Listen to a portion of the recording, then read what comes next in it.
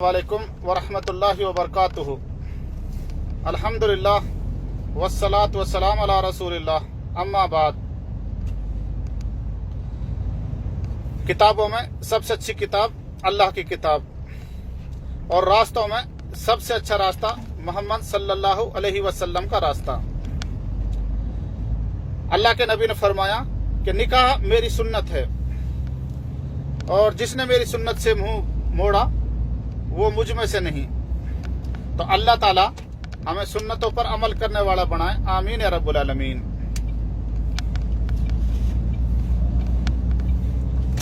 आज मैं निकाह के सिलसिले में चंद बातें आपकी खिदमत में पेश करूंगा इंशाअल्लाह। अल्लाह ताला मुझे हक कहने, हक सुनने और हक पर अमल करने की तौफीक अता फरमाए, आमीन या रब्बुल आलमीन। तो मेरे इलाके में हमारे एक मौलाना साहब हैं, मौलाना साबिर मजाहिरी साहब, और हमारे एक भाई हैं मुश्ताक नैया नाम से उनकी आईडी है। हमारे वो भाई भी मेवात से हैं, नई वाले।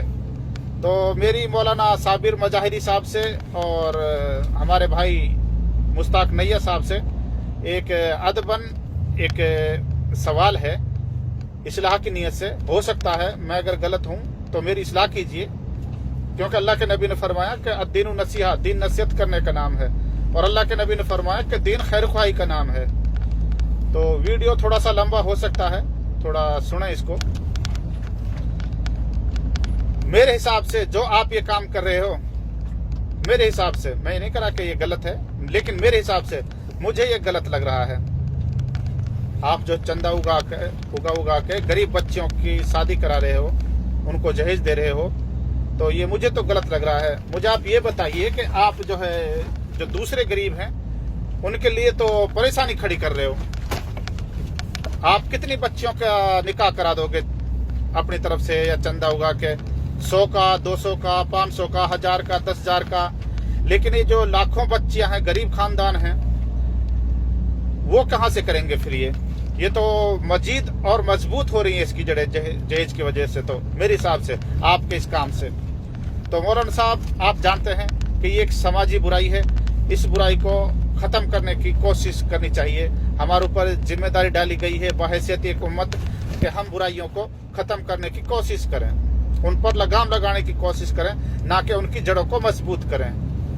पहली बात तो ये कि इस्लाम में ऐसा कोई तस्वुर ही नहीं है मेरे नजदीक। तो मेरा नाकिस इल्म, जो कुछ मैंने थोड़ा बहुत सीखा है, उसमें ऐसा कोई तस्वुर ही नहीं है कि उसमें लड़की की तरफ से ये पाबंदी की जाए कि लड़की या लड़की वाले कुछ देंगे तभी वो शादी होगी।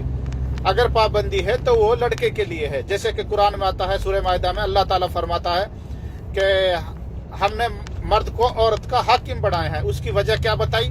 अल्लाह ताला फरमाता है कि मर्द अपना माल खर्च करता है, और कई वजह बताई है। उनमें से एक वजह ये भी बताई है कि मर्द अपना माल खर्च करता औरत पर, अपनी बीवी पर। तो साबित हुआ कि लड़की को नहीं, लड़के को खर्च करना चाहिए। जो भी जरूरियात हैं, जो भी सामान चाहिए, कुछ भी चाहिए, अपनी हैसियत के मुताबिक। और अल्लाह के नबी के पास एक औरत आई, उसने कहा कि अल्लाह के रसूल, मैं आपसे निकाह करना चाहती हूँ। अल्लाह के नबी खामोश हो गए। तो एक सहाबी बैठा हुआ था, उसने कहा कि अल्लाह के रसूल, इससे मेरा निकाह करा दीजिए। तो अल्लाह के नबी ने फरमाया कि क्या दोगे, यानी मेहर क्या दोगे? तो वो लंबी हदीस है, मैं मुख्तसर उसको बयान कर रहा हूँ। आखिर में जो निकाह कुरान की चंद आयतों पर हो गया कि वो लड़का उस लड़की को कुरान की आयतें सिखाएगा, उनकी तालीम देगा, और वो कुरान की आयतें उनका मेहर बनेंगी। तो ये थे हमारे इस्लाम। कितना आसान निकाह है। उम्मे सुलैम रज़ियल्लाहु ताला अन्हा और सैयदना अबू तलहा रज़ियल्लाहु ताला अन्हु का निकाह जो हुआ था, उनका निकाह का मेहर सैयदना अबू तलहा रज़ियल्लाहु ताला अन्हु का ईमान बना था। अल्लाह अकबर, कितना आसान है मेहर भी। तो मेरे भाइयों, मौलाना साहब, आप मेरी गुजारिश है कि ऐसे काम कीजिए, लोगों को एहसास दिलाइए, लोगों के अंदर एक बेदारी पैदा कीजिए कि मेरे भाइयों, ये निकाह जो हो रहे हैं सुन्नत के मुताबिक नहीं हो रहे हैं। अल्लाह के नबी ने फरमाया कि सुन्नत निकाह वो है जिसमें सबसे कम खर्चा हो। तो वो खर्चा भी किसका हो? वो खर्चा भी लड़की का हो, ना कि लड़के का। तो मौलाना साहब, मैं भी थोड़ा सफर में हूँ, इंशाल्लाह दोबारा इस पे वीडियो डालूंगा। तो लोगों को सुन्नत समझाइए कि सुन्नत निकाह क्या है।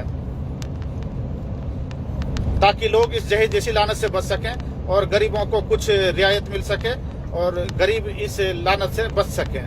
اللہ تعالیٰ مجھے بھی حق کہنے، حق سننے کی اور حق سمجھنے کی توفیق عطا فرمائے. آمین یا رب العالمین. السلام علیکم ورحمۃ اللہ وبرکاتہ. انشاءاللہ تھوڑا فری ہو کے دوبارہ پوسٹ ڈالوں گا انشاءاللہ. السلام علیکم.